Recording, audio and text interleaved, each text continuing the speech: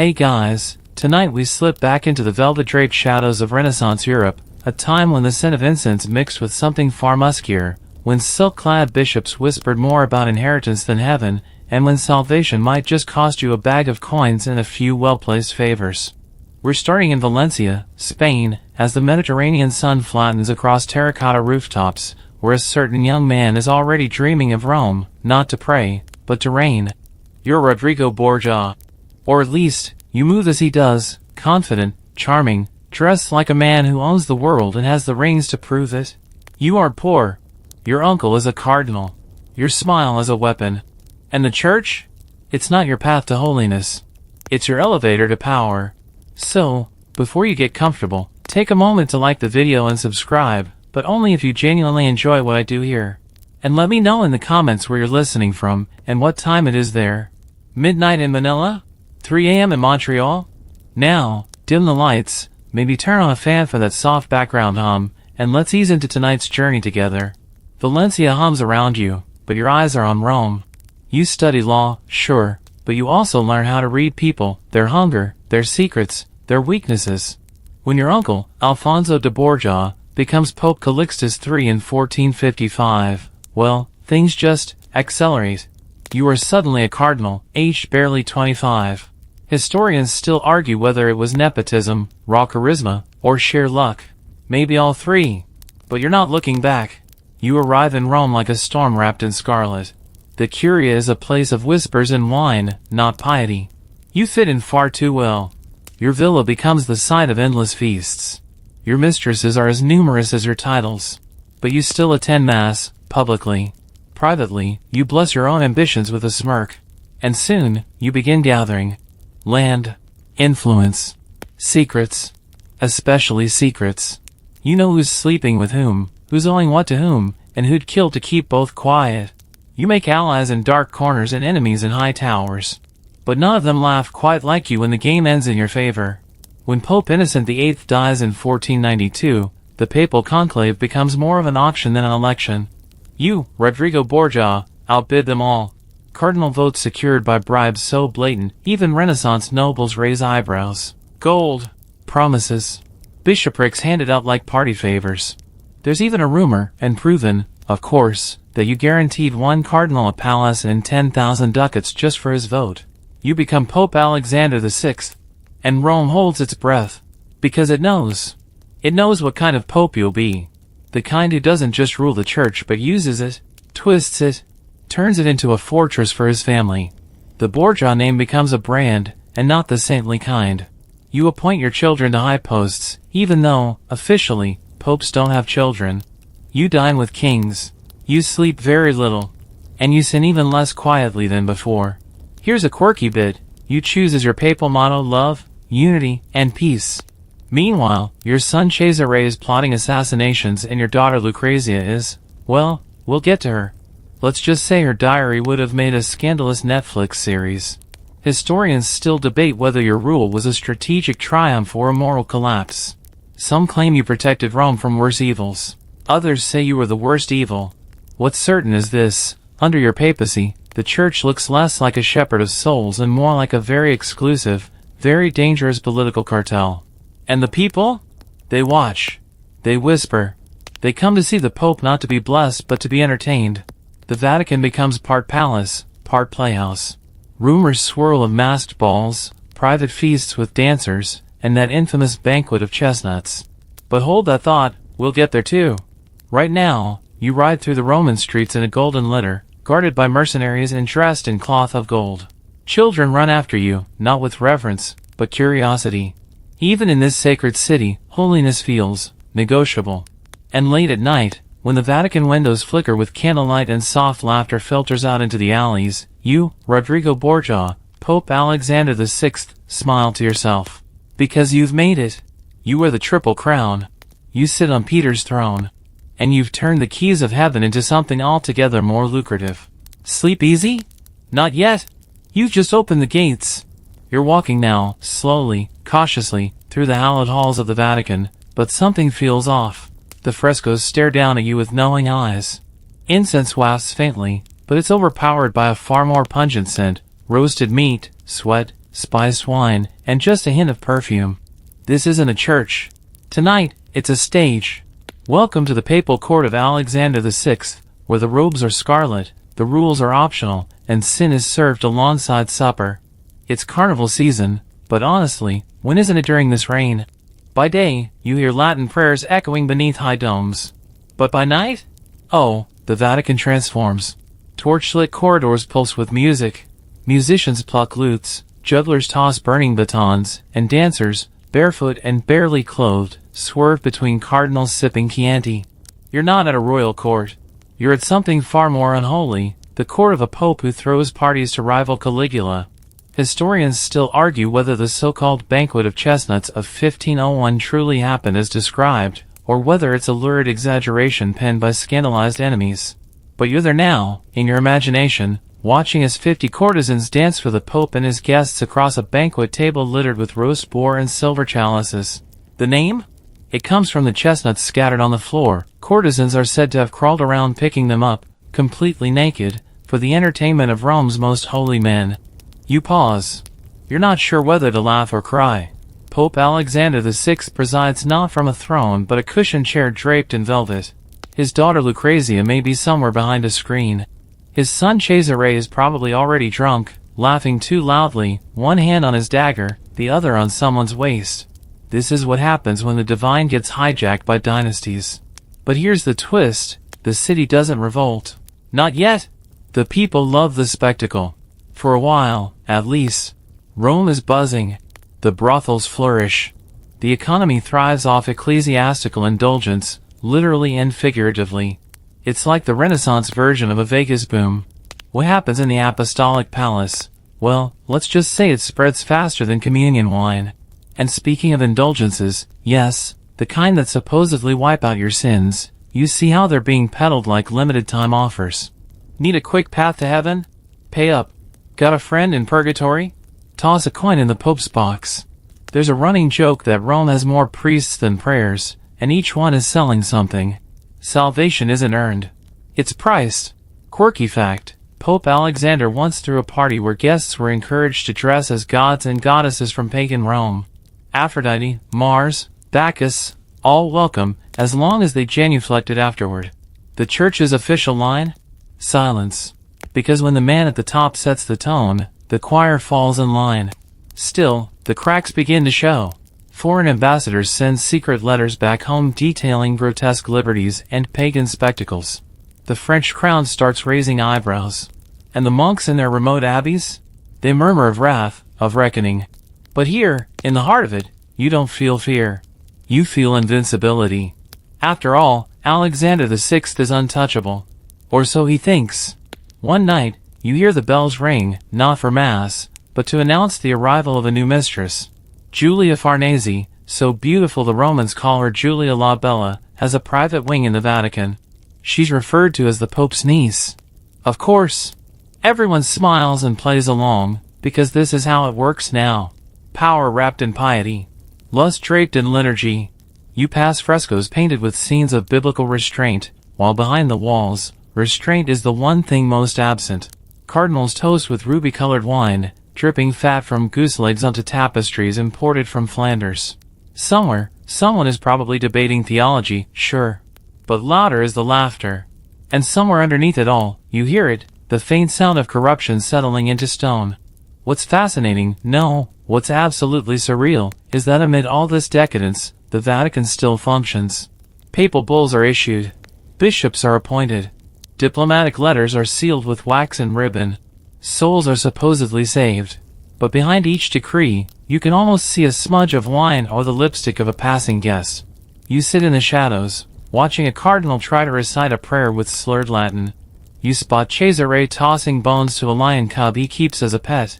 You hear someone joke, at this rate, we'll canonize Bacchus himself. And no one even blinks. The night winds down. The chestnuts have been gathered. The dancers retired. The torches burn lower. But Rome doesn't sleep easily anymore. It dreams of gold and guilt, of pleasure and plague, of a pope who turned the Holy See into something entirely unholy, and called it divine.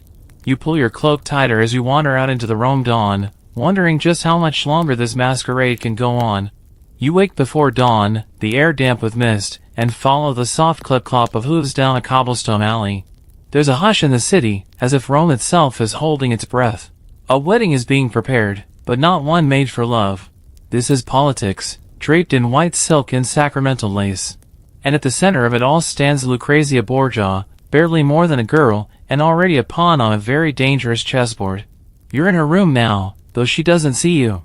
She's brushing out her hair, golden, absurdly perfect, and wearing an expression that suggests she already understands her fate will be more dramatic than any romance ballad could capture. You know Lucrezia. Everyone does. Her beauty is whispered about with reverence. Her scandals, with a mix of delight and dread. But right now, she's still innocent. Or as innocent as one can be when born a Borgia. Her father, Pope Alexander VI, has arranged a marriage. Surprise, surprise.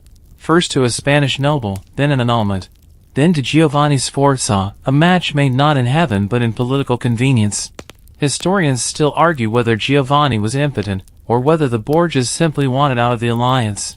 The fact that the church annulled the marriage on grounds of non-consummation, while Lucrezia was visibly pregnant, didn't exactly help clarify things. Here's the quirky detail. They made Giovanni sign a humiliating confession admitting his impotence, which circulated like Renaissance tabloid. You wonder how many people saved it as a souvenir. You trail behind Lucrezia as she's married again, this time to Alfonso of Aragon. More promises, more silks, more feigned happiness. But Alfonso won't last long either. One night, he's found stabbed on the Vatican steps. Miraculously survives. Then he's strangled in his bed by unknown hands, hands that historians tend to agree likely belonged to Cesare Borgia's men. And what does Lucrezia do? She grieves. Publicly. Wears the veils. Sheds the tears. But you're not sure how deep those tears run. By now, she knows how this game works. She's not just a pawn anymore, she's learning to be a queen. At one point, during one of her father's more elaborate Vatican parties, a poet compares her to Venus. She smiles, cold and perfect, and thanks him in Latin. No blush, no modesty. Just power, wrapped in perfume and poise.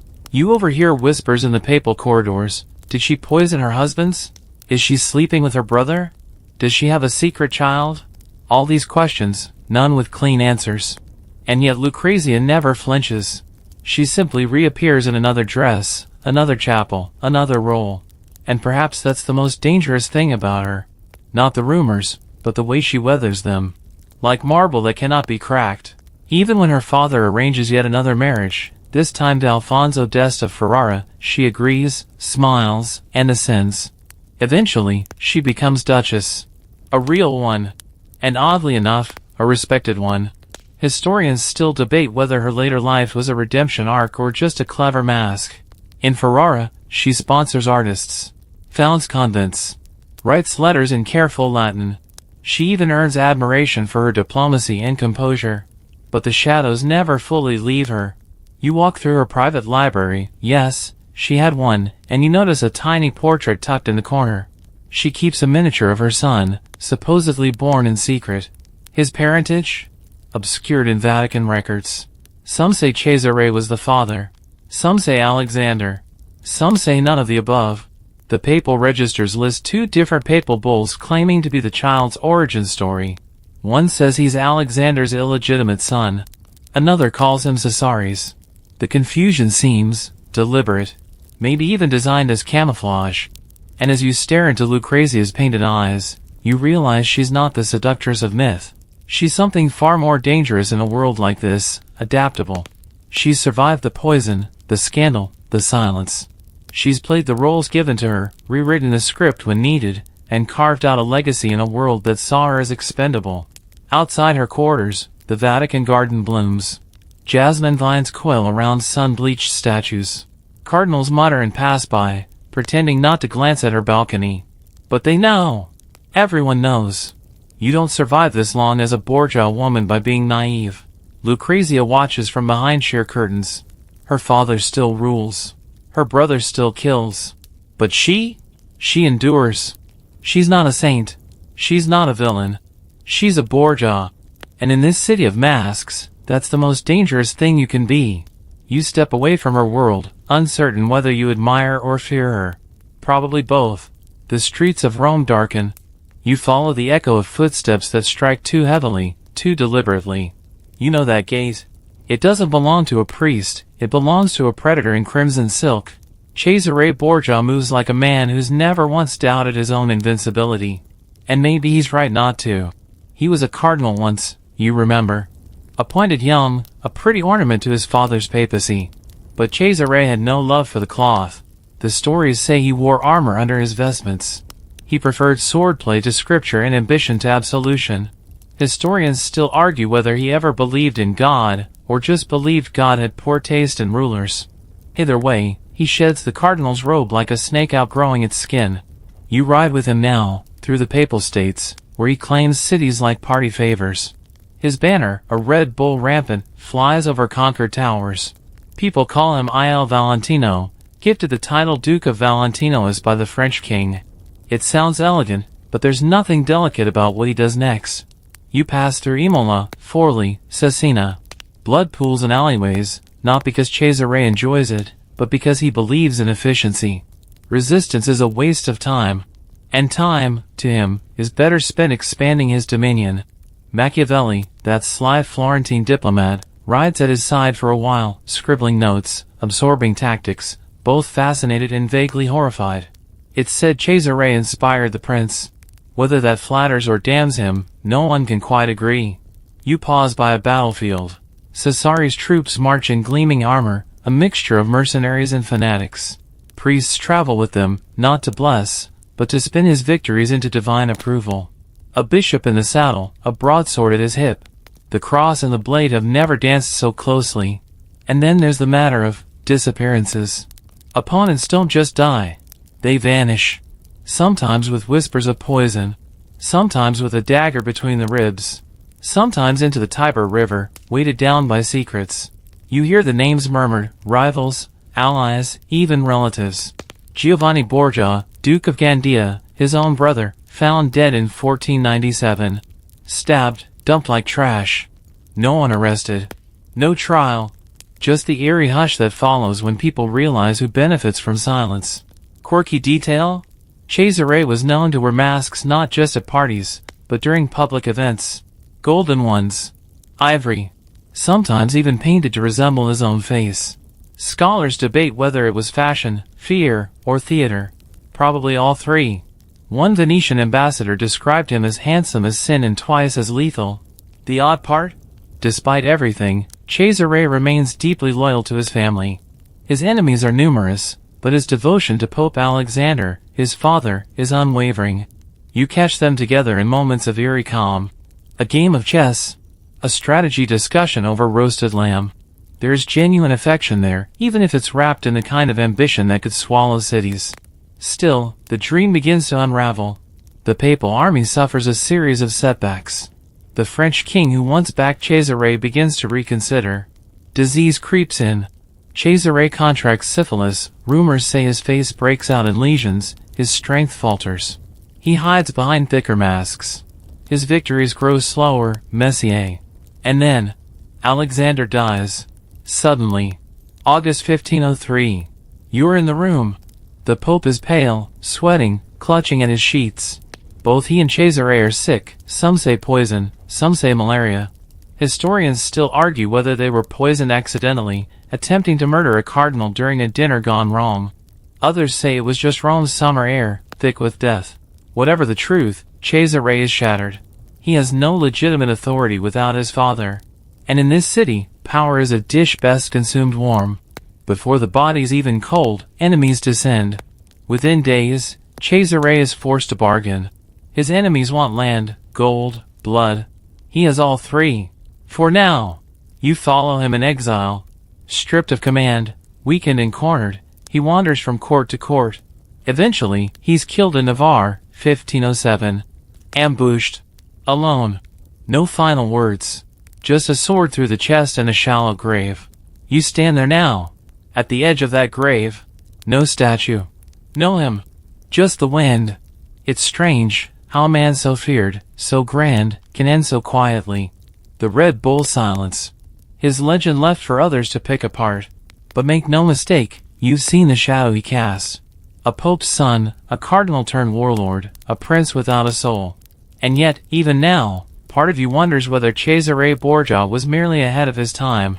Because in this world, holiness is negotiable. But power is always real.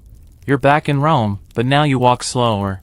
The echo of Cesare's boots still rings in your ears, but the streets feel quieter now. Not peaceful, never that, but more calculated. You pass shops selling icons and statues, but something else catches your eye, a monk seated at a table, selling salvation. Literally. Hand-lettered parchment indulgences hang from strings like garlic cloves, promising to shave time off your soul's purgatory sentence, for a modest fee, of course. This is the golden age of simony. Not the subtle kind, no. Not whispers and envelopes under candlelight. This is in your face, out loud, fully itemized simony. You pay to become a bishop.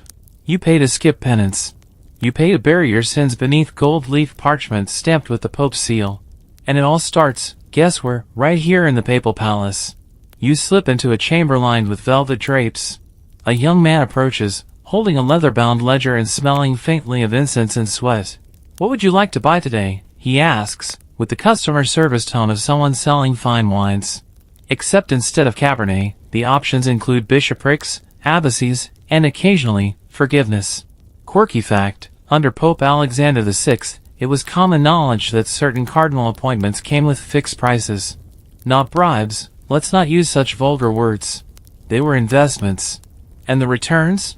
Immense. A cardinalship meant influence, land, diplomatic immunity, and access to some of the most lavish banquets in Europe. Historians still argue whether these sales were a cynical power grab or a pragmatic way to fund the church's massive political operations. Either way, the receipts were very real. You run your fingers across one of those parchments. A bishopric sold for 15,000 ducats. That's enough to fund an army, or at least a very long party with imported musicians and silver goblets shaped like swans. It's not just Alexander, either. The corruption is structural, systemic. You could walk into a cathedral and feel the marble sigh under the weight of so much spiritual debt. People begin to notice. The faithful. The thinkers. Even the artists. But no one dares shout, not yet. Meanwhile, back inside the Curia, negotiations continue like a Renaissance stock exchange.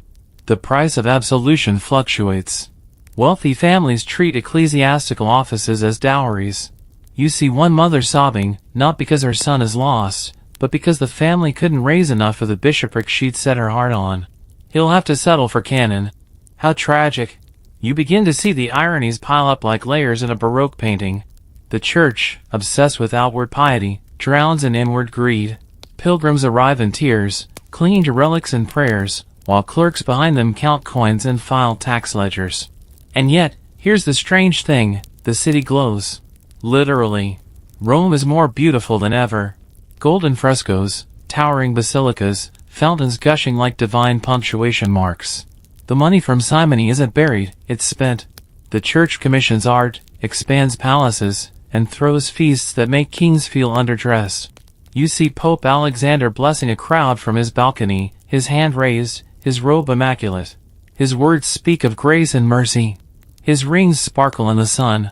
Below, a beggar holds up a crust of bread and gets shoved aside by a banker in velvet.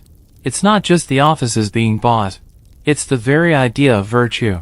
You can practically hear the whispers floating over rooftops. What's the price of heaven today? 2 ducats? 5? You pass by a printing shop where woodcuts show scales balancing coins against souls. One popular satire depicts a skeleton holding a papal bull in one hand and a purse in the other.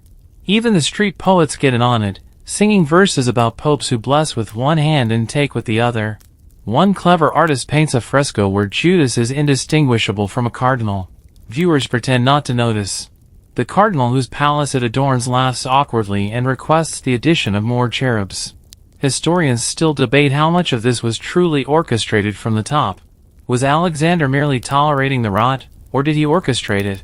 Did he believe indulgences helped the soul? Or was the soul just a convenient backdrop for the real game, power, territory, and legacy? You pause at a fountain and watch a cardinal toss in a coin. He closes his eyes, makes a wish, and smiles. You can't help but wonder, did Did he just by grace? Or something far more temporal? A bird lands nearby, then flutters off. Rome keeps moving. The bells chime for vespers, but you hear the clank of coins louder than the call to prayer. You realize you're standing on a fault line, one that will soon crack open into revolution. But for now, simony reigns. And the only thing heavier than the Pope's golden mitre is the weight of all that unchecked indulgence. The bells toll again, this time not for Mass, but for politics. You find yourself pressing through a crowd outside the Sistine Chapel, where tension drips from every carved stone like summer sweat. The cardinals are locked inside, whispering, bargaining, threatening under breath, pretending to pray while calculating every move. You stepped into a conclave, the papal election of 1503, and the outcome is already for sale. They say the Holy Spirit guides these decisions. Tonight, it's gold guiding hands. You're watching Giuliano della Rovere, yes, him again, muscle his way through the sacred halls. You know this man. He's not holy, but he's a master of ambition. He's been biding his time since Alexander VI took the papacy from under his nose a decade ago. And now, with Alexander finally cold in the crypt, Giuliano's back, coin purse in hand and eyes on the Triple Crown. He doesn't mince words. Doesn't pretend to be righteous. His campaign slogan, if he had one, would be "I will be Pope by any means necessary." He bribes openly. He promises French support. He negotiates with enemies. He buys votes like a man buying horses, quick, unsentimental, and loud enough to make everyone uncomfortable. Historians still argue whether his election was the most corrupt in church history. That's saying something, considering the company. But what's clear is this: Giuliano della Rovere doesn't just win. He crushes his opponents. And he becomes Pope Julius too. That name might sound grand. It should. He picked it after Julius Caesar. No subtlety there. You expect robes and rosaries. What you get is armor and artillery. Before we get ahead of ourselves, let's take in the absurdity of how openly this papal election functioned as a political transaction. One French cardinal later admits, "We were sold like cabbages." Another jokes that the Holy Ghost was seen flying out the window as soon as the gold came in. Quirky moment, Julius reportedly swore during conclave negotiations, actual profanity, when a vote didn't go his way. A papal candidate throwing temper tantrums like a drunk noble. You glance at the fresco of the Last Judgment above and wonder what Jesus thinks of all this. And now, with the ring firmly on his finger, Pope Julius II sets to work, not on souls, but on soldiers. You follow him into his war room. Maps spread across tables. Little wooden figurines marking armies. His advisors speak in hushed tones, but Julius roars. He wants the papal states stronger. Wants to drive out the French, the Venetians, anyone daring to nibble at his domain. He doesn't hide behind doctrine. He leads troops into battle personally. This is the warrior pope. Sword in hand, mitre on head. Leading sieges. Riding horseback. Inspiring more fear than faith. You stand with him at the gates of Bologna as cannons fire. The man beside you in chainmail isn't a general, it's a bishop. The army's banner bears not just the keys of St. Peter but the personal crest of the Pope. You can't tell if this is holy war or just plain war with better branding. The church, under Julius, becomes a military-political hybrid. He forms the Holy League to fight France, uses Swiss mercenaries to guard his palaces, yes, the same ones who still stand guard at the Vatican today, and leaves the spiritual matters to subordinates. Yet, he also funds art. Oh, does he ever? Because here's the contradiction that clings to Julius like incense to silk. While he wages war outside, he commissions divine beauty inside. He hires Michelangelo. Not to paint ceilings, yet, but to sculpt a tomb. A giant tomb, filled with writhing marble figures. Julius wants to die like a Caesar, entombed in magnificence. You smirk at the irony. He's preparing his legacy before he's even sat through Lent. Historians still puzzle over this duality, a man who embodies both brute force and refined taste. A pope who threatens cardinals with exile while debating color palettes with Raphael. Perhaps, in his mind, it was all one mission: make Rome glorious, make the church mighty, make the Borgia era a cautionary tale. Back in the chapel, you notice the cardinals walk with more discipline now. They speak in Julius's Latin, sharp, fast, edged with threat. The tone of Rome has changed. It's no longer decadent. It's determined. Violent, even, but focused. And yet, beneath all this, you can feel the rot still there. The bribes, the politics, the quiet deals behind closed doors. Julius may carry a sword, but he hasn't cut out the corruption. He's just redirected it. You sit in the back pew of a gilded chapel as incense curls upward, a choir singing a hymn that somehow makes all of this feel purer. That's the trick, isn't it? Wrap sin in ceremony, and it starts to smell like salvation. Outside, Rome prepares for another campaign. Not against sin, but against Venice. The Pope's riding out at dawn, armor polished, banner high.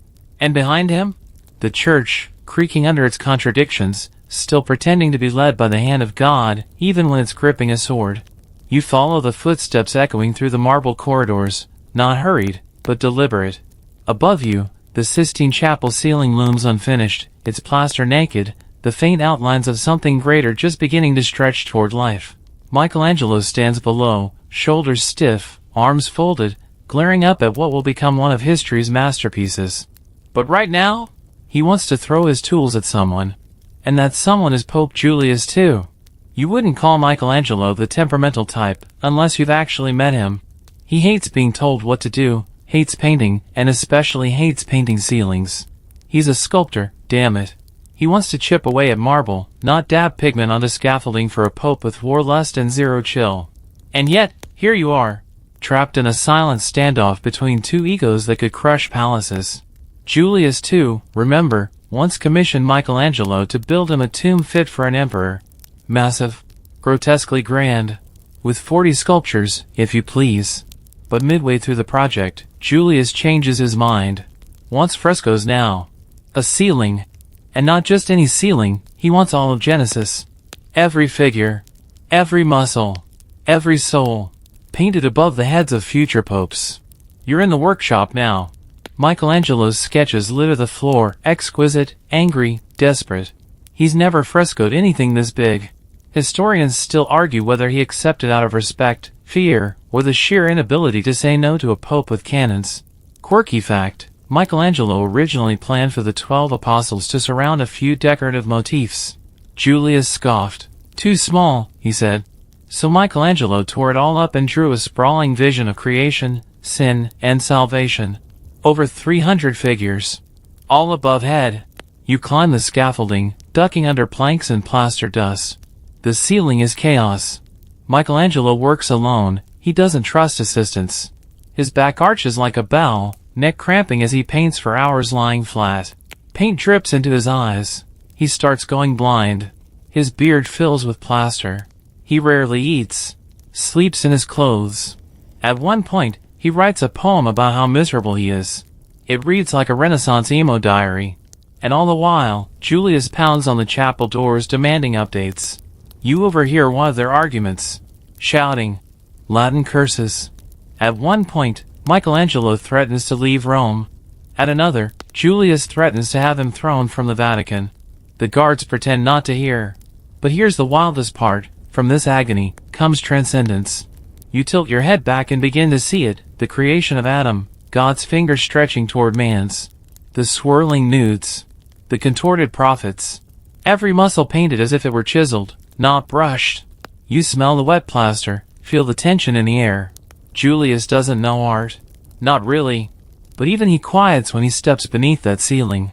Historians often frame this commission as a battle of wills. And yes, that's part of it. But it's also something stranger, a moment where forced genius births eternal beauty. Julius uses Michelangelo like a weapon, and Michelangelo, in turn, immortalizes the Pope's ambition in fresco. You catch Michelangelo one evening, collapsed on a bench, stained with pigment. He looks up at his work, not with pride, but with grim survival. It's not done yet. It won't be done for years. But already, you sense the world has shifted slightly. Because the ceiling isn't just art. It's defiance, submission, theology, and exhaustion all baked into pigment and plaster.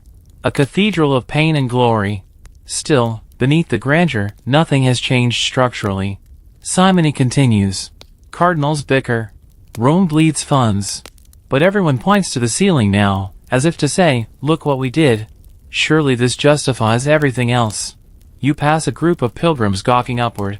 One of them weeps. Not because of the doctrine, but because, for just a second, it feels divine. That's the trick of the Renaissance. Turn sin into spectacle so dazzling, no one notices the foundation cracking below. Back in his studio, Michelangelo receives a letter. The tomb, the one he started years ago, is on hold again. Julius has moved on to another war. The artist grits his teeth, grips his brush, and returns to the scaffolding. Outside, the Vatican's walls glisten in the morning sun. Tourists, yes, even now, will one day crane their necks and marvel. But only you know what it costs. Not just physically, spiritually. Every figure on that ceiling is painted in rage, fatigue, and unwilling brilliance. And Julius? He'll be buried in a different tomb. Smaller. Less grand. The original plan was abandoned. But perhaps that's fitting. His true monument is the ceiling he forced into existence by sweat, threats, and the sheer inertia of Renaissance ambition. You take one last look upward, eyes tracing the curves of painted flesh and divine spark, and you realize something both humbling and horrifying. Even the most reluctant genius, when pressed by power, can make something eternal. You awaken to the sound of boots, not shuffling monk's sandals, but iron-plated, spurred, and unapologetically loud. It's the early morning of another campaign, and Pope Julius II is donning armor. Not metaphorically. Literally. As in, full breastplate, sword at his side, helmet under one arm. You're not in a chapel. You're in a military camp, and the Pope is your general. This is not a drill. You follow him past rows of Swiss guards and restless horses. He moves with purpose, muttering prayers between barked orders. The papal vestments are packed away, the armor clanks with each step. The church's leader is leading troops into battle, and no one seems to find this strange anymore.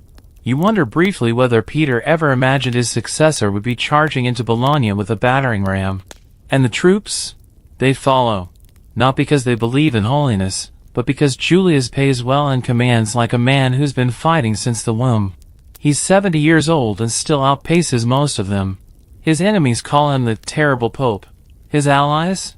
They don't dare call him anything but Your Holiness, and even then, carefully. Historians still argue whether Julius was sincere in his belief that restoring the Papal States was a divine mission, or whether he just really liked conquest. Probably both. After all, he didn't just want territory. He wanted it under his direct control. No more vassal cities. No more meddling princes. Just a unified church-state hybrid, ruled from a golden throne and an iron saddle. You ride with him into Perugia. The city surrenders quickly. Then Bologna, after a proper show of strength. When it resists, the artillery rolls in. Julius isn't afraid of siege warfare. In fact, he thrives on it. His papacy becomes one long campaign. Rome becomes both headquarters and bank vault, with gold funding troops, scouts, and supply caravans. There's a strange poetry in the way he blesses a cannon before firing it. You join him in a tent one night. Rain pelts the canvas. Maps cover the table, weighted with goblets. Julius stares at them like a chess player, except every piece on the board is real, breathing, bleeding, moving towards some grand vision of papal supremacy. Quirky moment, Julius once excommunicated an entire city. Not for heresy, but for siding with the wrong duke. He also excommunicated the French king for invading Italy. Then, when he needed their help again, he quietly unexcommunicated them. Practical, if nothing else.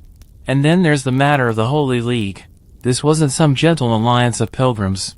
No, the Holy League, founded by Julius, was a political Frankenstein's monster. Spain, the Holy Roman Empire, Venice, and eventually England, all rallied against France. All because Julius refused to let the French control northern Italy. You're standing on a battlefield near Ravenna now. Smoke drifts. The wounded cry out. You see clergy giving last rites between cannon fire. One bishop wipes blood off his sleeves, muttering a prayer that sounds more like a curse. This isn't what sermons prepared you for. Back in Rome, the contradiction thickens. While Julius fights wars, artists complete wonders. Raphael paints his School of Athens just down the hall from where Michelangelo sweats on his scaffolding. The Pope funds both, a patron of beauty and a bringer of violence. Historians call this the paradox of Julius II. A man who expands the Vatican Library one day and sacks a rebellious town the next. A pope who walks barefoot to St. Peter's in an act of penance, then orders a fortress built with stolen marble. He is brutal, visionary, mercurial.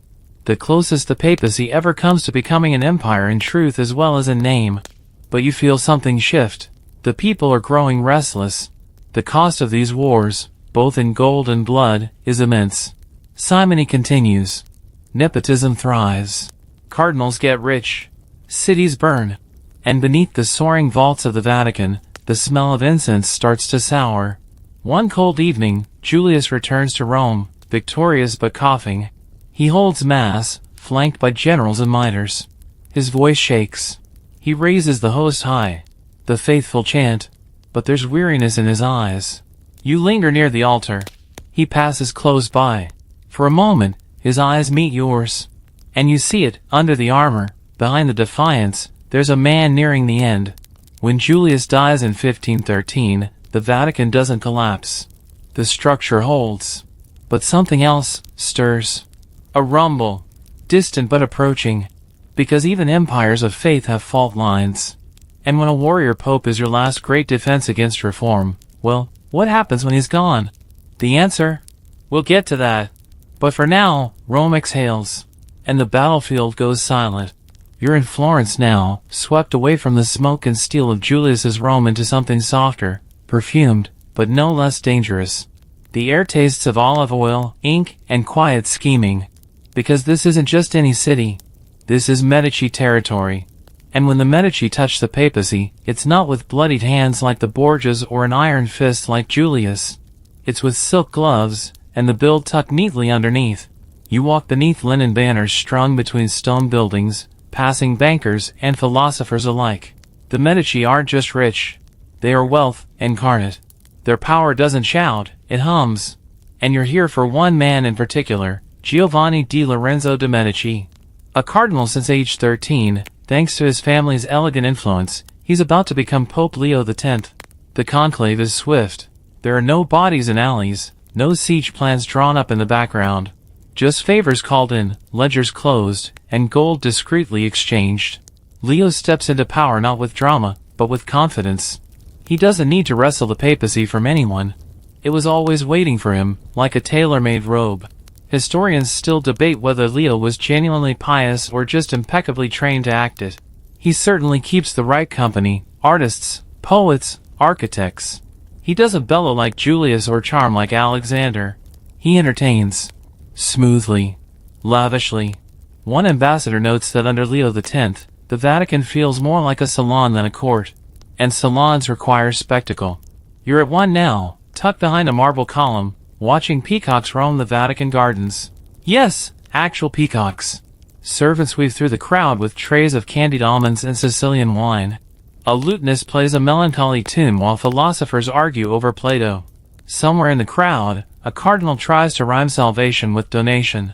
The mood is luxurious, almost decadent. But beneath it? A tension like gold leaf over rotting wood. Leo, for all his polish, is no reformer. He inherits a bankrupt church and immediately spends what little remains. Feasts, masks, tournaments, he even throws a party for his own elevation as pope that nearly bankrupts the papal treasury. And when his elephant Hanno arrives from Portugal, you're there, too, watching the animal kneel before the crowd, draped in embroidered silk. Everyone claps. Even the cynics smile. Quirky detail, Hanno was taught to bow on command. He had a custom-built stable near St. Peter's and was fed sweet wine and gold-leaf barley. When he died of constipation, Leo ordered a grand funeral and wept. Historians still puzzle over whether he mourned the elephant or the symbolism of losing such a lavish pet. But there are darker clouds now. The debts pile up. Indulgence sales spike again. You start seeing friars posted at cathedral doors, shouting promises of time shaved from purgatory in exchange for coin. It becomes grotesque. A spiritual marketplace. Leo authorizes a fresh indulgence campaign to fund the construction of the new St. Peter's Basilica, a structure that, even half-finished, already consumes mountains of marble and rivers of money. And that's where the fuse is lit. In a quiet town called Wittenberg, a monk named Martin Luther watches the spectacle with clenched fists. His 95 theses are being drafted, questions nailed to the church's door in words instead of steel. He doesn't hate Leo. Not yet. But he sees through the theater. And for the first time in years, someone publicly challenges the system. You're back in Rome. Leo receives word of this rebellious German monk and laughs. He's just a drunken friar, he shrugs. He'll feel different once he sobers up. A dismissive comment, thrown off between courses at a banquet. Historians still argue whether Leo ever understood the scale of what was coming. Whether he thought the fire could be snuffed out with a letter. Spoiler, it couldn't. You pass a printing shop churning out woodcuts of Luther's theses, illustrated, sharp, viral. The presses hum like angry bees. The message spreads faster than any indulgence ever did. And still, Leo throws parties. You watch him pace his library, murmuring Latin to himself. He's not cruel. Not violent. Just oblivious. He believes in beauty, in culture, in the high art of conversation. But none of that can stop the flood that's coming. A poet writes that Rome under Leo feels like Nero's garden, bright, fragrant, and just about ready to burn. And the Medici? They've tasted the papal throne now. They won't let it go. You see them in back rooms, whispering names, making plans. The next pope, and the next, and the next, many will be theirs. But tonight, as you wander through Leo's garden, you pause by a fountain lit with torchlight. The laughter from the banquet drifts outward, mingling with the sound of water and the distant chant of a protest forming hundreds of miles away. The Vatican glows. But the horizon darkens. You follow the scent of rosewater and parchment down a marble hallway, lit by oil lamps that flicker just enough to cast long shadows. A hush falls as you enter the papal reception chamber, not out of reverence, but because something large and gray has just sneezed. Loudly. Meet Hanno, Pope Leo X's pet elephant. Yes, you heard that right. The creature blinks its long lashes, swings its trunk, and seems as bewildered by its surroundings as you are. Rome isn't built for elephants, but Leo doesn't care. He loves the symbolism, India's exoticism, Portugal's gift, the sheer spectacle of it all. Hanno is paraded through the streets, draped in golden silk, incense wafting behind him as if he's some absurd pachyderm saint. The crowds adore him. Hanno bows on cue. Children throw flowers. Priests try to pretend it's all fine. You're not sure which is more bizarre, the elephant, or the way everyone seems to act like this is normal papal behavior. Quirky fact, Hanno was trained to bless the crowd by spraying water from his trunk. A few cardinals joked, quietly, that he was more generous than some bishops. But this isn't just animal theatrics. It's a metaphor. Rome, under Leo, is a carnival. The indulgence campaign is roaring to fund St. Peter's Basilica, and Leo's grand vision needs grand money. And where does that money come from? You already know, indulgences. Glorious, lucrative, morally questionable indulgences. You pass a table stacked with printed certificates. Each one absolves sin, trims purgatory time, and buys a few more slabs of marble for the new basilica. Leo doesn't sell them himself, of course. That would be uncouth. But men like Johann Tetzel do, zealously, publicly, shamelessly. You hear the sales pitch echoing through a Roman alley. As soon as the coin in the coffer rings, the soul from purgatory springs. It's catchy, horrifying, weirdly effective. Historians still argue whether Leo truly grasped how offensive this campaign was to devout believers, or whether he thought the spiritual math checked out. Either way, he saw no issue in monetizing forgiveness to fund the glory of the church. You walk through the basilica side itself now, stepping carefully between scaffolding and chisel-sharp marble dust. The new St. Peter's is rising from the ruins of the old, and it will be magnificent. Colossal domes. Endless aisles. A monument not to Christ's humility, but to papal grandeur. And you begin to see the disconnect between faith and finance, between humility and hubris. In a side chapel, a friar kneels in prayer. He's torn, visibly. You know his type. One of thousands who believes in the church but feels it slipping away. He doesn't blame Leo personally. Not yet, but he senses the rot behind the incense. Back at the Vatican, Leo holds another reception. The guest list reads like a who's who of European elite. Dukes, cardinals, composers. You sip from a golden goblet, listening to a madrigal about Saint Sebastian that somehow sounds more like a love song. The Pope laughs. His belly is rounder now. His eyes twinkle, but there's exhaustion beneath. He doesn't talk of reform. He talks of art, of Florence, of wine. He calls himself a shepherd, but his staff seems more decorative than functional. He's surrounded by flatterers, each more eager than the last to compliment his taste in sculpture. Quirky detail, Leo once threw a dinner with 65 courses, including stuffed peacocks, gilded fish, and a mechanical swan that sang as it floated across a basin of wine. It broke halfway through and sprayed a bishop with claret. No one dared laugh until Leo did. And all the while, in the north, the storm brews. Martin Luther's theses circulate like wildfire. You hear them read aloud in a Florentine market, mocking indulgences, calling the Pope an enemy of Christ. Leo issues a bull condemning the heresy, but it feels late. The wind has already shifted. Inside the Vatican treasury, ledgers are updated daily. Donations down. Complaints up. The printer's press has become a weapon, and Leo's response? Ban books. Burn pamphlets. Excommunicate the monk. Classic moves, but ineffective in a world changing faster than Rome can pivot. Historians will long debate whether Leo was a tragic figure, too cultured, too insulated, too fond of beauty to see the cracks beneath it, or simply a negligent ruler. But you're here, now, watching the sun set through a stained glass window that cost more than a small village.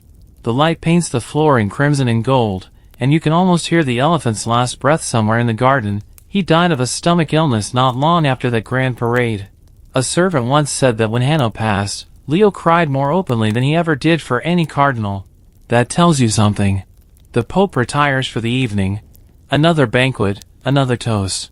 Another coin dropped into the Vatican vault in exchange for grace. And outside the walls?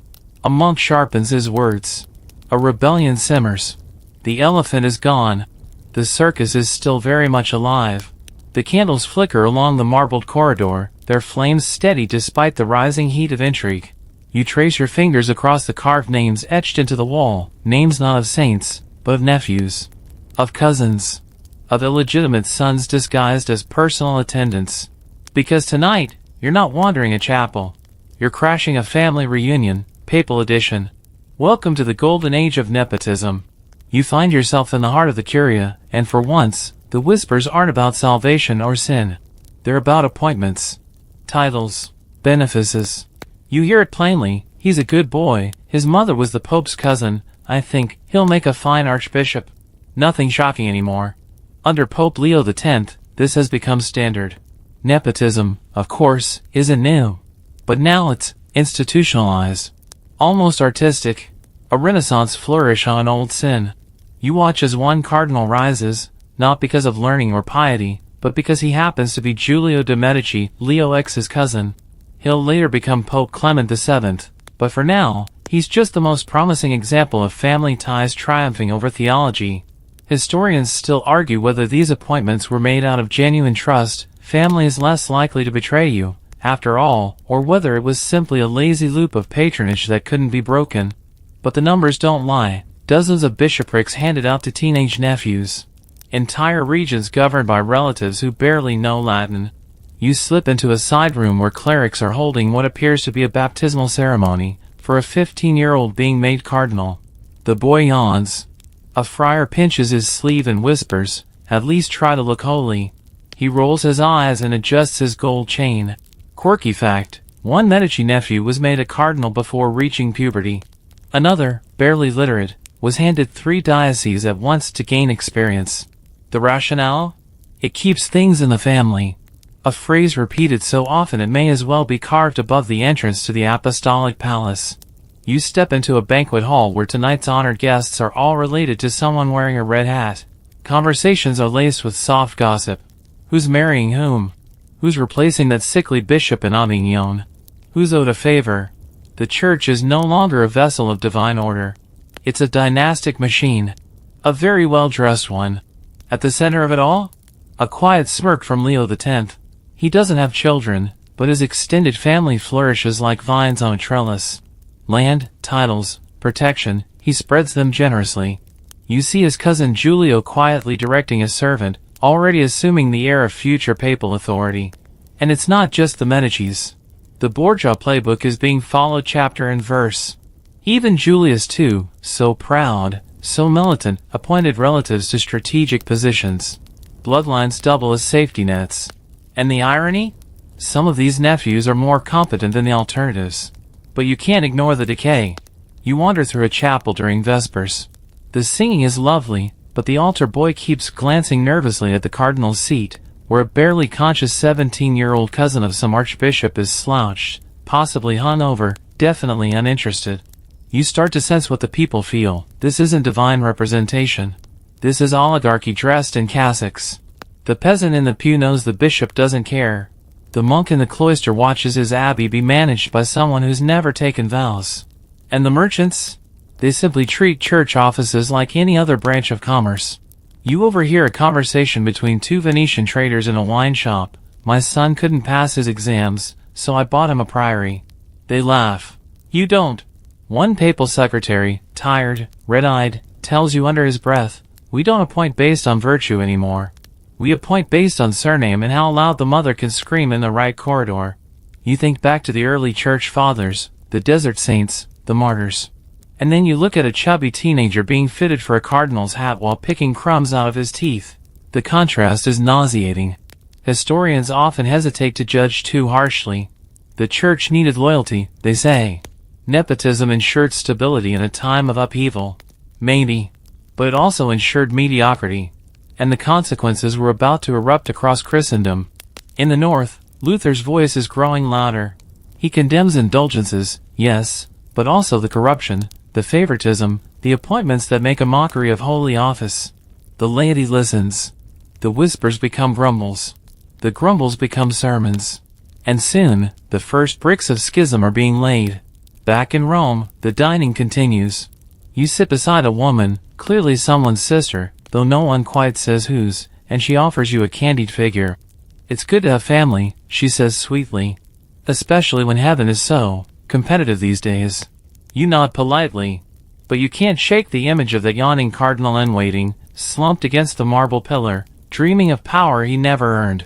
And you wonder, when the church becomes just another inheritance, who's left to protect the soul of it?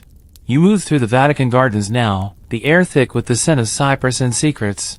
Rome is quieter in the early evening, but that doesn't mean it sleeps.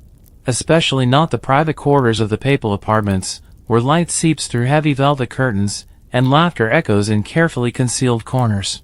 Tonight, you aren't just an observer of the clergy. You're peering through the veil, into the lives of the women who, officially, don't exist. Mistresses, daughters, secret wives, housekeepers. They are called many things, but never what they are. Because popes don't have lovers. Not publicly. And yet, here they are, sipping wine behind decorative screens, whispering to cardinals with two slick smiles, leaving love notes on parchment tucked into vestments. You follow the trail back to Pope Alexander VI, of course. Rodrigo Borgia never hid his passions. His mistress, Venanza de Catania, bore him 4 children, including Cesare and Lucrezia. She wasn't cloistered in shame, she owned properties, hosted dinners, and was as well known in Roman high society as any noblewoman. At one point, she even walked beside cardinals in public procession. Bold doesn't even begin to cover it. And when Venanza's influence waned, another rose, Giulia Farnese, Giulia la Bella. Younger, radiant, fiercely intelligent. People called her the Pope's bride. Her brother, by pure coincidence, was rapidly promoted through church ranks.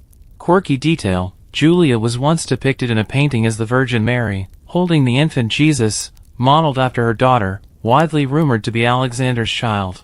The layers of irony in that image are almost too many to count. You might think this was unique to Alexander. It wasn't.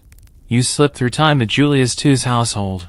He, too, is said to have fathered multiple daughters. And while he wore armor more often than perfume, it didn't keep him from indulging in his own share of companionship. Rumors swirled. And while many were exaggerated, few were denied outright. Then there's Leo X, less scandalous with women, but not exactly celibate either. Some scholars whisper he had preferences that left no heirs but plenty of curious correspondence. Historians still debate the implications of certain letters, suspicious promotions, and traveling companions given unusually lavish gifts. The clerical celibacy rule, remember, was more of a hopeful guideline at this point in history. Officially, yes, priests, bishops, and popes must abstain. But practically, well, the church had developed a kind of strategic blindness. If it wasn't flaunted too publicly, and if the children were called nephews, everything could proceed smoothly. You find yourself now in a discreet wing of the Vatican, where women reside under titles like caretaker or music tutor. No visitors logged, no formal roles, and yet they command servants, receive gifts, and occasionally whisper directly into a pope's ear. One such woman, Caterina, isn't famous. She won't appear in many history books, but she lived in the Lateran Palace during Pope Innocent VIII's reign. Bystanders noted she had a key to certain locked doors and was often seen feeding swans in the Pope's private fountain garden. When he died, she vanished from record. The Church, of course, never confirmed her existence. You begin to understand the web of quiet influence these women wove, not just as lovers, but as mothers of future cardinals, as social connectors, as informal advisors. They rarely appear in papal portraits, but their shadows stretch across entire reigns. You pass by a letter now, folded and tucked into a rosary case. A note from a cardinal to his beloved dove, promising a villa just outside Tivoli if her discretion holds. The handwriting is elegant. The message? Not so much. And the children, oh, the children. The Vatican ledger calls them wards or godsons, but their resemblance to certain pontiffs is, at times, uncanny. Some are given land. Others receive bishoprics before they're tall enough to ride a horse. One even has a bishop's ring resized twice during puberty. Historians still puzzle over how so many illegitimate children came to hold sacred office without any formal acknowledgement. The answer, of course, lies in euphemism, power, and strategic paperwork. But what's more striking is how little resistance this practice received from within. The faithful grumbled. Reformers raged. But within the city walls, the system persisted. It wasn't about morality, it was about control. And family, however unofficial, was the surest form of loyalty. You leave the Vatican's inner apartments just before dawn. The torchlight flickers behind you. Somewhere inside, a woman smooths her gown and glances once more at the locked door behind which the Vicar of Christ lies sleeping, perhaps dreaming of Scripture. Perhaps not. The sun begins to rise over Rome, gilding the rooftops with morning gold. And the city stretches, yawns, and begins another day of pretending it doesn't know what it knows. You step into a square where the air feels different, not just warm, but weighted. The kind of air that clings to your skin like fear. Before you, a wooden pyre crackles to life, its flames licking the sky like hungry tongues. A crowd gathers, not for celebration, but for spectacle.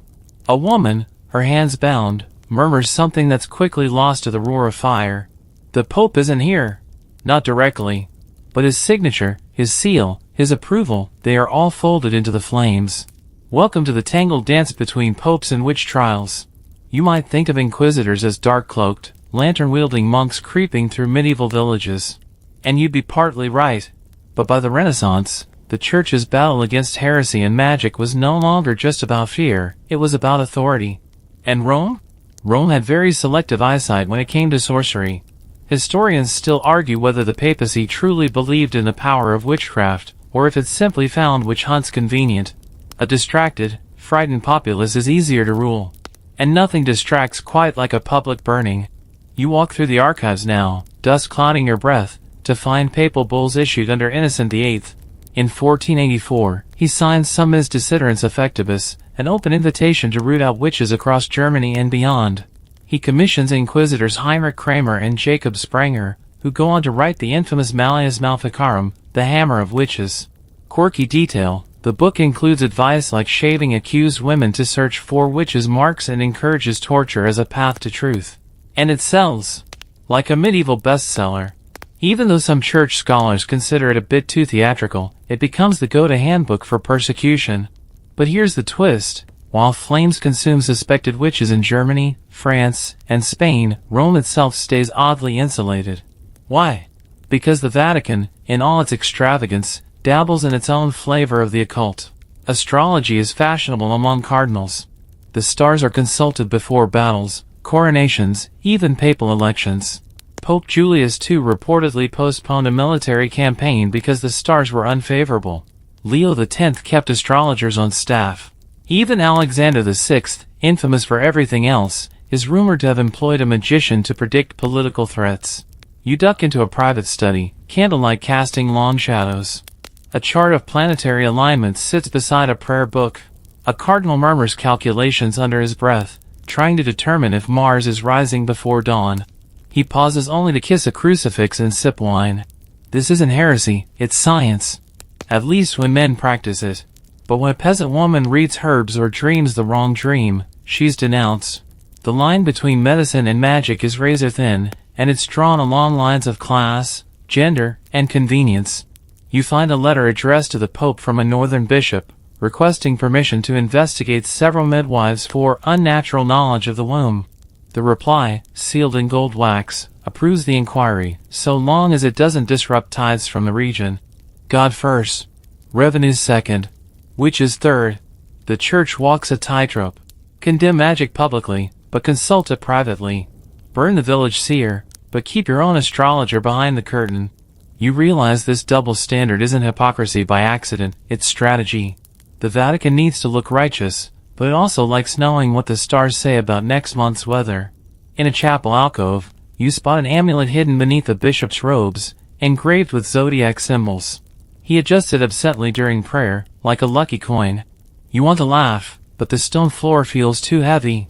There's another contradiction, too. Some popes fought hard against witch hysteria. Pope Gregory XV in the 1620s, decades later, will try to curb the worst excesses. He sees the trials spiraling into madness. But during the Renaissance peak, most popes simply look away. Or worse, nod quietly. You pass a tribunal in session. A woman, stooped, sunburned, trembling, stands accused of cursing a local vineyard. Her accuser? A minor noble whose vines failed after a bad winter. Coincidence? Maybe. But it's easier to blame the old woman than confront poor agricultural planning. The inquisitor asks questions that cannot be answered. Do you consort with spirits? Have you ever caused milk to sour? What animals appear in your dreams? Her silence becomes her guilt. You look to the crowd. Some faces are curious. Some fearful.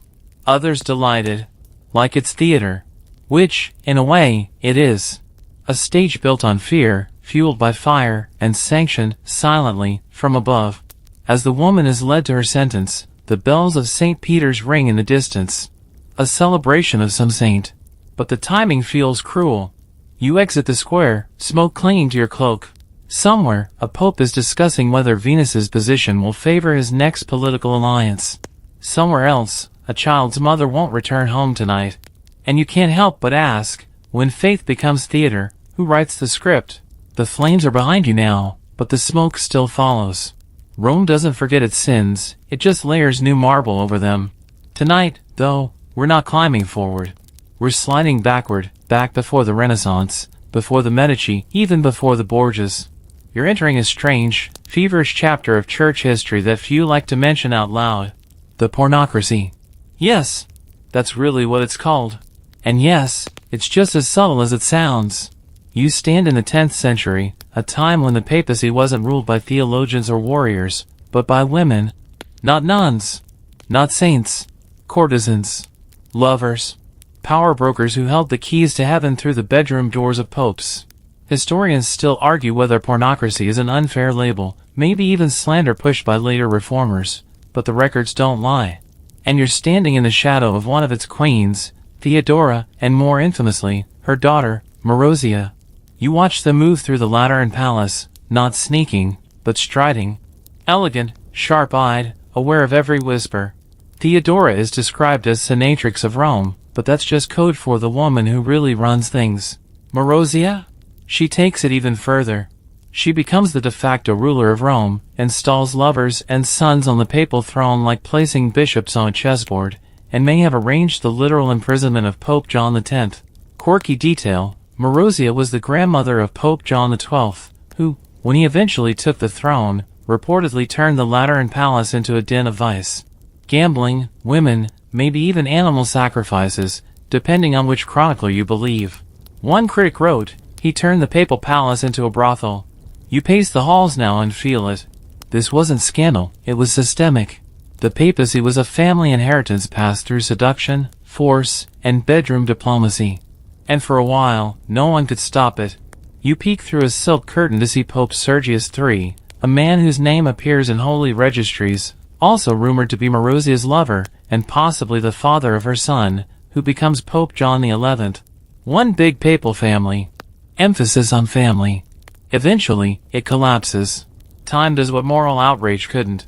Nobles clash, alliances dissolve, and Marozia is overthrown and imprisoned by her own son. Her story fades, not erased, but buried under centuries of embarrassed sighs. You return to the Renaissance with that ghost still clinging to your robe. Because here's the thing, the pornocracy didn't disappear. It evolved. It put on better clothes, hired better artists, learned Latin. Now the papal mistresses were pearls and quote Plato. Now the illegitimate children are installed as cardinals, not kings. But the blueprint hasn't changed. It's all still about proximity, who gets to whisper into the ear of the man in white. And in the back corridors of the Vatican, the past is never really past. You pause at a statue of a modest Virgin Mary, freshly carved. Behind it, a fresco barely covered over, once rumored to depict Marozia herself, disguised as a saint. The artist denied it, of course. But that knowing smile? Hard to ignore. A modern priest passes you, unaware of the weight beneath his sandals. He hums a hymn. The incense smells sweeter now, but the foundations still tremble with old footsteps. You exit into a garden where roses bloom beside a crumbling wall. A crow lands on a twisted branch, stares at you, and caws once, as if to say, you know too much now, don't you? And maybe you do. The church today insists the pornocracy was an unfortunate blip, an aberration. But as you look back over the centuries, from Theodora to Lucrezia, from whispered affairs to cardinal nephews, you see something else. You see a lineage. A quiet, powerful current of influence, not through theology, but through intimacy. Not through sermons, but through secrets. Rome, after all, is built on layers. Scratch deep enough, and you always find another scandal. And tonight, you've scratched just deep enough to hear Marozia's laughter echo through time. You descend now, not spiritually, but literally, down a stone stairwell beneath the Vatican. The torches flicker against damp walls. The air grows colder. You're in the vaults, not the secret ones filled with forbidden books, but something more mundane and yet far more scandalous, accounting ledgers. It smells like wax, ink, and embarrassment. You pass a row of neatly stacked records, leather-bound, with elegant script on the spines. But these aren't filled with theological musings or papal edicts. These books contain numbers, interest rates, shares, loans. You've stepped into the side of the Vatican rarely talked about in Sunday homilies, the money machine. And you're about to discover something few pilgrims ever realize. The Church, even in the most holy-seeming centuries, often financed its glory not just with tithes and indulgences, but with profits from enterprises that would make a merchant prince blush. Banking, real estate, arms, and, yes, you read that right, brothels. You pause in front of one entry from the late 15th century, a line item listing income from properties rented to licensed inns for travelers, which is a poetic way of saying houses of ill repute. The papal treasury received annual rents from establishments where prayers were most certainly not on the menu. Quirky fact, in Avignon, during the Babylonian captivity of the papacy, the church actually levied taxes on brothels. One bishop reportedly kept a running tally of earnings, with detailed notes in the margins about which rooms needed repairs. Holiness, it seems, came with maintenance costs. Historians still argue whether this was pragmatic tolerance or flagrant hypocrisy. Some say it was about harm reduction, better a regulated brothel than chaos in the streets. Others insist it was a quiet surrender to greed. Either way, the revenue flowed steadily. And arms? Yes. The church invested in weapons. Not directly, of course, that would be gauche, but via banks and allies. Pope Julius II, for example, didn't fund his military escapades out of petty cash. He took loans from wealthy families, who in turn funded manufacturers of swords and cannons. The papacy repaid them with favors, land rights, or, more often, opportunities to collect indulgence income in key cities. It all became circular. Sin created debt. Debt funded war. War required sin to justify it. And the bookkeeping kept up, line by line. You open a drawer labeled Florentine accounts. Inside, you find ledgers showing the papal involvement with the Medici Bank, at one point, one of the most powerful financial institutions in Europe. The Medici weren't just popes, they were popes with balance sheets. Loans were extended with interest rates that would make a bishop blush. Sometimes entire bishoprics were mortgaged, their future income pledged in advance. You moved through ledgers showing church funds loaned to kings, to fund crusades or squabbles that never truly ended. When monarchs couldn't pay, they offered land, favors, or promises to suppress heretical uprisings. And Rome collected. At some point, you forget you're in a religious institution. This feels more like a guild hall.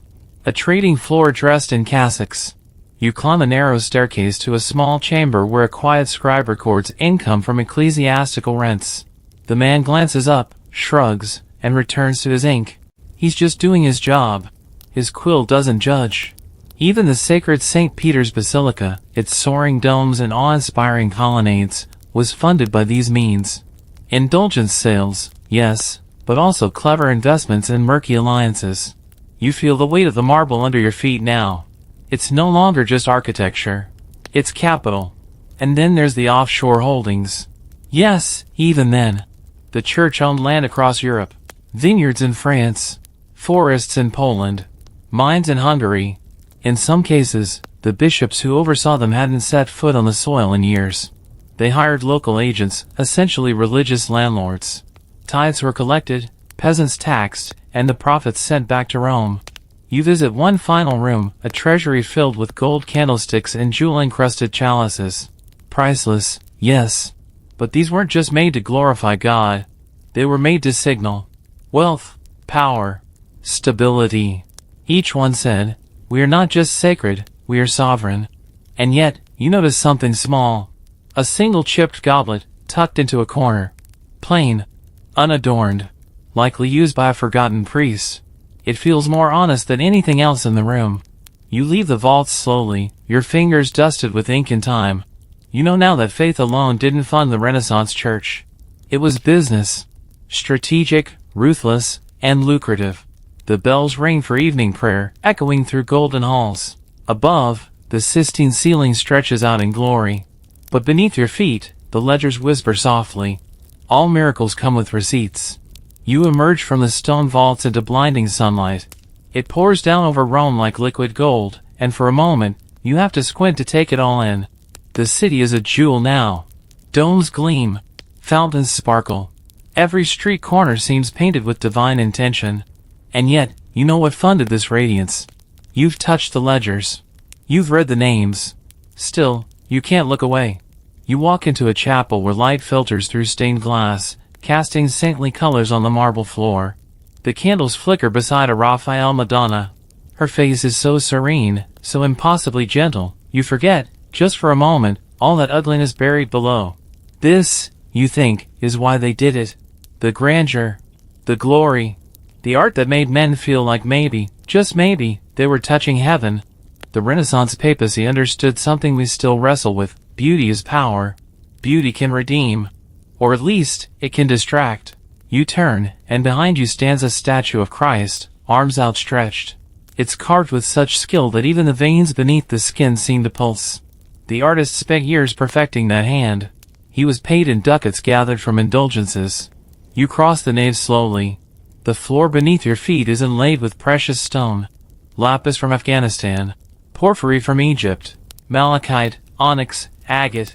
A bishop once joked that walking from the altar to the apse was like strolling across the spoils of 4 empires.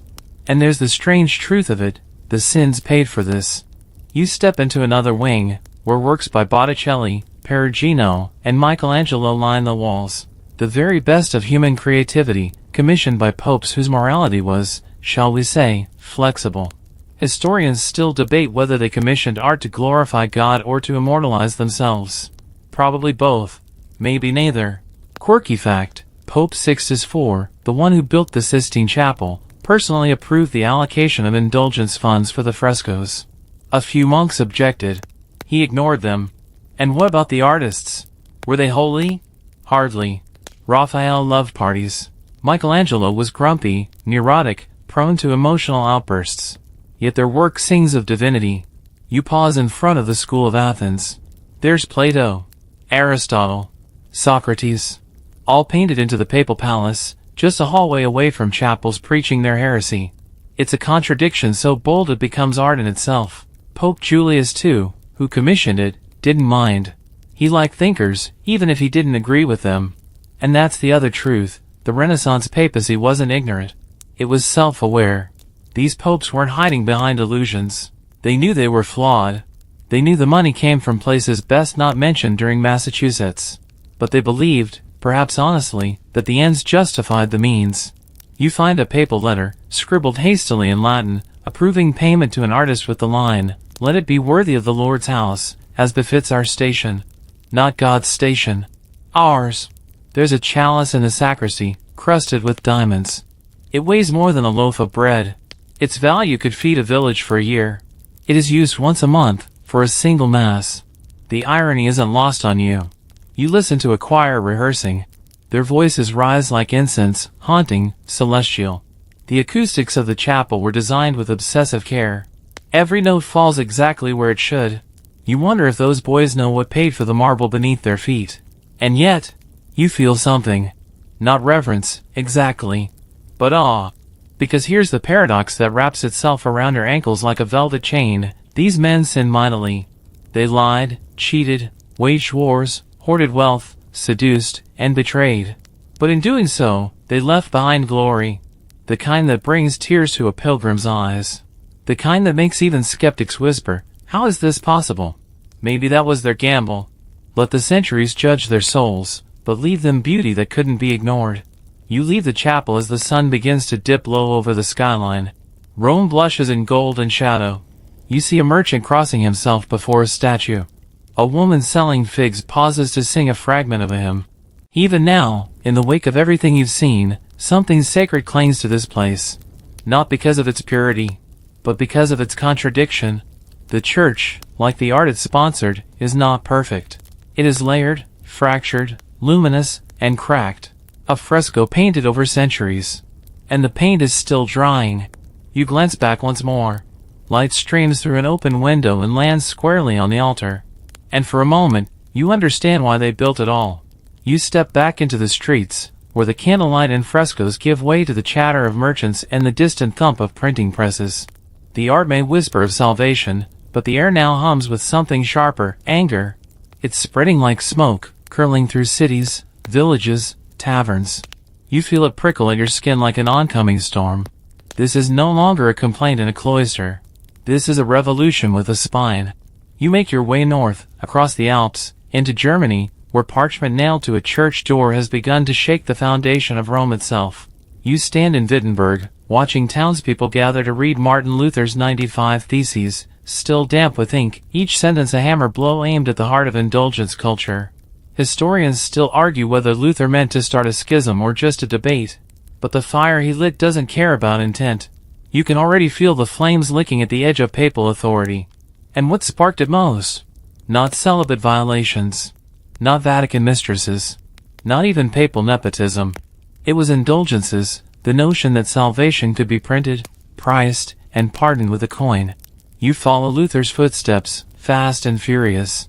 He writes, publishes, rails. He calls out Leo X directly, names the sins, mocks the extravagance. His writing is bold, but his metaphors are even bolder. He calls the papal court a veritable hell. The Pope, he implies, is more interested in gold than God. And Rome? Rome underestimates him. Leo X initially dismisses Luther as a drunken monk who'll change his mind once sober. A lazy jab. A fatal one. The printing press, newly refined, turns Luther's tracts into wildfire. Within months, tens of thousands of copies are spread across Europe, translated, smuggled, hidden in flour sacks and inside hymnals. For the first time, the Vatican can't control the narrative. The people are reading. You step into a crowded inn in Zurich. Farmers, bakers, students, all arguing theology with the passion once reserved for wine or war. They quote Luther. They ask where their tithes really go. They question why their bishop lives in a palace while they eat onion soup for dinner. You can feel it. The gap between the Vatican's golden chalice and the peasant's wooden bowl is now unbridgeable. Quirky fact, some enterprising reformers even sold indulgence-shaped toilet paper as satire. Nothing gets a point across like scrawling "Get out of purgatory free" next to a latrine. Back in Rome, the panic starts to show. Edicts are issued. Threats made. Luther is excommunicated. But by then, it's too late. Reformers are already preaching in Zurich, Geneva, Strasbourg. Calvin, Zwingli, and others rise like storm clouds behind the thunderclap. In cathedral pulpits, bishops start noticing thinner crowds. Confession lines grow shorter. The coins in the offertory boxes clink fewer times. You watch as statues of saints are pulled down in some towns, their niches filled with nothing but air and fire. In other places, the change is subtler, priests exchanging Latin for vernacular, monks teaching scripture without Vatican gloss. And the church fights back. Of course it does. Rome begins to tighten. The Index Librorum Prohibitorum, the index of forbidden books, is born. Inquisitions are revived, redirected. A slow, forceful counter-reformation begins to stir, but for now, it limps behind the movement it's so underestimated. You attend a council meeting in the Lateran Palace. Tired cardinals argue about whether to revise practices, or double down and call the critics heretics. Most vote for the latter. One bishop mutters, "It will pass, like all storms." You wonder how many more cities will burn before he realizes it's not a storm. It's a new world. Back in Wittenberg, you stand beside Luther as he lectures. He looks exhausted, but fierce. No swords, no banners, just a pulpit and a printed page. He raises a Bible, in German, and declares that the word belongs to the people now. And you realize, this is the moment the monopoly cracks. You walk back toward Rome slowly. But nothing feels the same.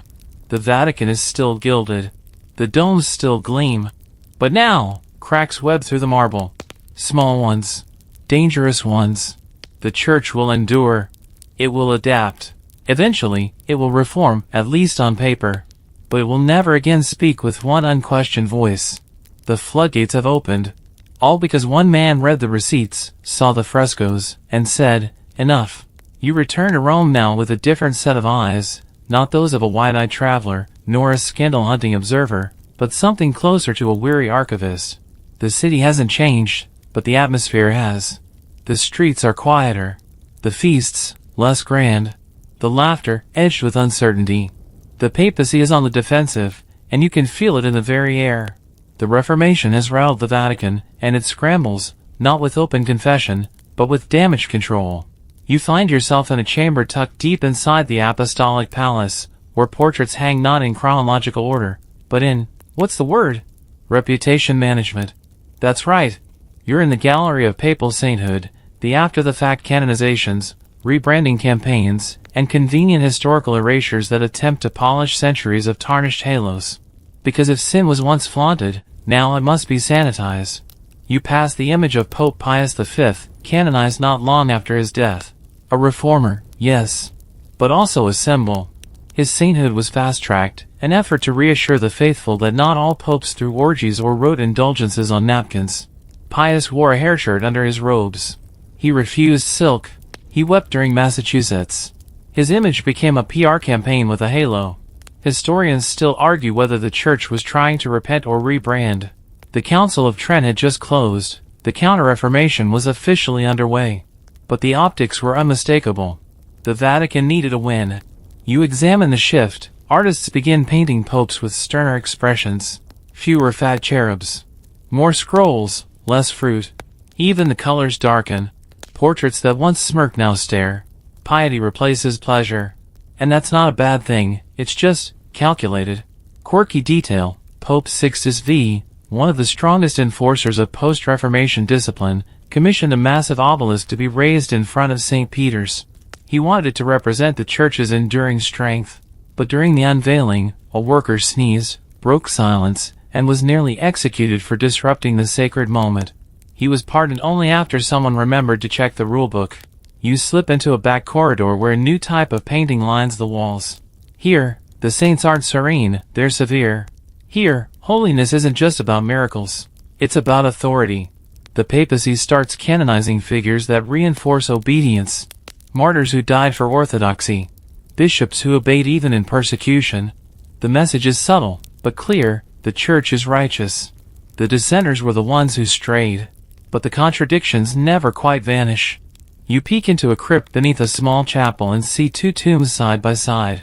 One is marked blessed. The other? Unmarked, but rumored to belong to a pope with a less-than-blessed record. They share the same space, divided only by history's willingness to forgive. And then there are the quietly forgotten. You visit a papal archive where shelves groan with censored documents, records of affairs, bribes, and mysterious deaths marked with ambiguous phrases like retired due to illness or transferred under spiritual duress. One folder is so redacted it's more black ink than parchment. Some figures are simply erased. Popes whose names don't make the official lists. Nephews who never quite made it to sainthood. Women who once ruled the papal court from the shadows, now relegated to footnotes or fiction. But not everyone is content with forgetting. You attend a whispered sermon in a side chapel, where an old monk speaks of the church not as a perfect institution, but as a ship that leaks. It is patched by saints, he says, but sailed by sinners. The few gathered nod silently, and you realize this is the new era, one that doesn't deny the darkness, but tries, in its own awkward way, to illuminate it. You hear debates in seminaries now, not just about scripture, but about memory. About what to do with popes who built basilicas but broke vows. About cardinals who painted the gospel in gold but lived like emperors. The answers aren't always satisfying, but the questions are, finally, being asked. And that, perhaps, is the quiet miracle. Because while sainthood can be manufactured, grace cannot. And no amount of marble, no parade of relics, no rewritten chronicle can make the truth disappear. It lingers, stubbornly. Like incense in an empty chapel.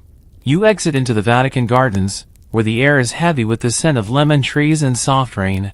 A statue of a pope you've never heard of stands half swallowed by ivy. He's not famous. He wasn't canonized. But maybe that's okay. Maybe the real measure of a church is not in how well it hides its sinners, but in how honestly it learns from them.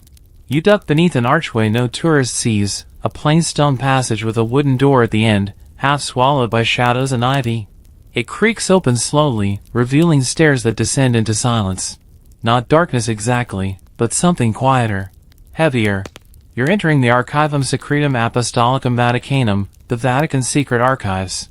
Well, officially, it's called the Vatican Apostolic Archives now. Secretum once meant private, not classified, but, let's not pretend. What's behind these doors has long stirred the imagination of everyone from Renaissance skeptics to modern conspiracy theorists. And tonight, you're going to see why. You walk past shelf after shelf of documents, more than 50 miles of them. Scrolls, ledgers, letters, bulls, and files not meant for any public eyes, ever.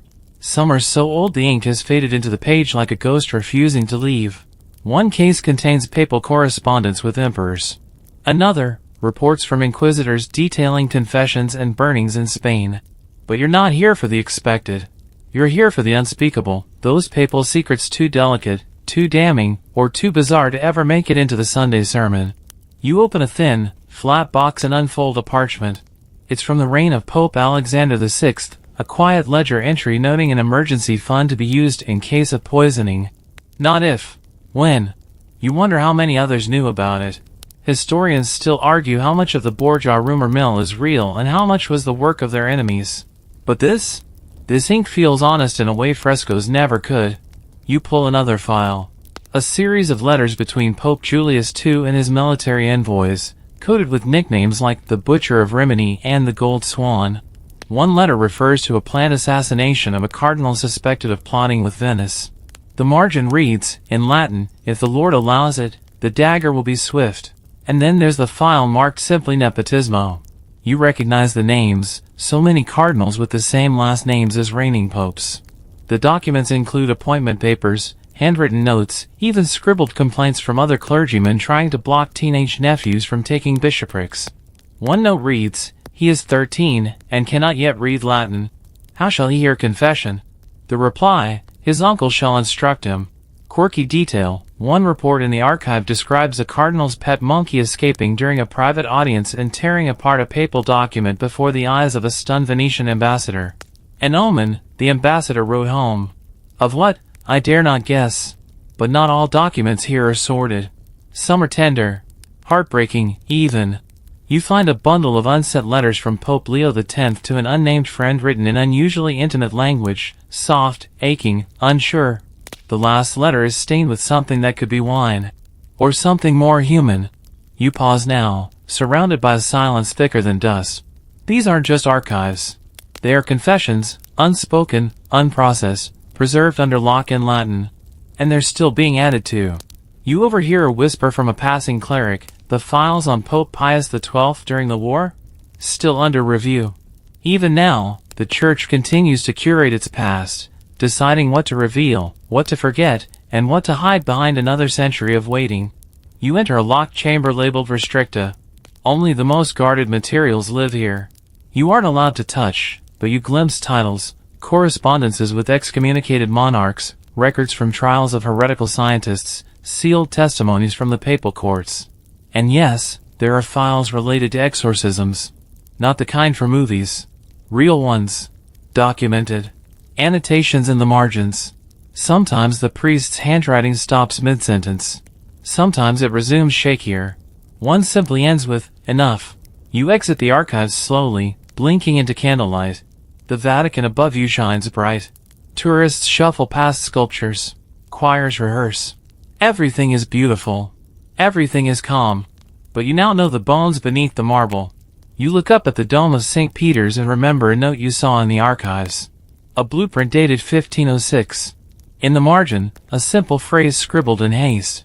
The weight of this dome must never crush the truth below. And yet, it almost has. You return to the surface not with triumph, but with a kind of hush wrapped around your shoulders. Rome spreads before you like a cathedral caught mid-exhale. Its golden facades glow in the late light, but the shimmer doesn't blind you anymore.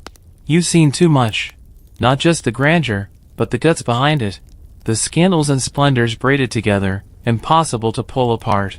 You walk slowly now, past a modern gelato shop tucked beside a centuries-old basilica. A tourist takes a selfie beneath a statue of a pope who once ordered military strikes. A young seminarian walks by in crisp robes, earbuds in, humming something that sounds more like indie pop than plain chant. The past is everywhere here, but it no longer commands. It lingers. You glance up at the Vatican dome. That massive, majestic crown of Christendom. Built on centuries of faith, yes, but also on funds raised through fear. On indulgences. On backroom deals and brothel taxes. On bank loans and blood. And yet, it's still breathtaking. The contradiction pulses through you. You pass a souvenir shop where rosaries hang beside keychains shaped like Pope Francis. On a postcard rack, a cartoon of Pope Leo X clutches a bag of gold. Someone thinks it's funny now. That's the thing about history, it gets softer when we place it behind glass. But your mind drifts to the real men behind the mitres. Alexander VI, holding court with dancers and poisons. Julius II, riding into battle with a crucifix in one hand and a saber in the other. Leo X, weeping over a dead elephant while printing indulgences by the stack. Each one flawed, glittering, half devoted, half derailed. You wander into a side street, quiet, cobblestoned. There's a plaque on a wall, a simple list of names. Popes who ruled, suffered, repented, schemed. Their titles carved in Latin. Their sins nowhere in sight. Just the dates. Historians still debate how we're meant to hold these stories. Should we condemn them outright? Should we excuse them with a shrug? Or, most unsettling, should we admit that perhaps greatness and corruption often arrive as twins? Quirky detail, modern papal tours carefully avoid certain rooms in the apostolic palace. Not because they're unsafe, but because the art in them, still beautiful, is just too hard to explain. Too naked. Too honest. You sit now on the steps near the Tiber, watching twilight fold the sky over the city. Lights flicker on. Somewhere, a cardinal finishes his dinner. Somewhere else, a student reads Luther's Freedom of a Christian by phone screen light. The world has changed. But the echoes remain. And what of today's Vatican? It stands. Not unscarred, but still standing. There are reforms. There are reckonings. But also a silence, a reverence for the institution that sometimes feels allergic to transparency. A desire to preserve the image, even as its roots twist in every direction. You rise and turn for one last look at St. Peter's. You wonder, as you walk away, if the weight of it, the dome, the basilica, the centuries, rests lighter on the shoulders of those who only see the top layer. Those who never followed the spiral staircase into the vaults of sin. But you did. And the truth doesn't make the light less beautiful. It just makes it real. And now, as the city settles into the hush of night, you do too. The footsteps fade. The fires burn low. Even the laughter of long-dead popes seems distant now, like echoes heard underwater. You sit in a small square as a fountain trickles beside you, its rhythm slow, unhurried. The marble saints around you do not speak. They simply gaze down, as if they too have grown tired of remembering. History, you realize, isn't always loud. Sometimes, it's the quiet between chapters. The breath before a confession. The silence at the end of a litany. You've walked through centuries tonight, not as a judge, not as a pilgrim, but as a listener. And that makes all the difference. The sins of the Renaissance popes were many. Lust, greed, vanity, violence. But also, strangely, beauty, vision, and brilliance. You've seen the worst of them. And yet, you stood beneath their ceilings and felt awe. That contradiction isn't a flaw in the story. It is the story. So as you lie back now, eyes soft, breath slow, let it all settle. The scandals. The splendor. The great dome rising over a city still dreaming of God. And whether you're listening in a quiet room in Kansas or a balcony in Bangkok, the stars above you are the same ones that watched over Rome. Same sky. Different sins. Now close your eyes. The streets are empty. The bells are still. And the popes have gone to sleep. Sweet dreams.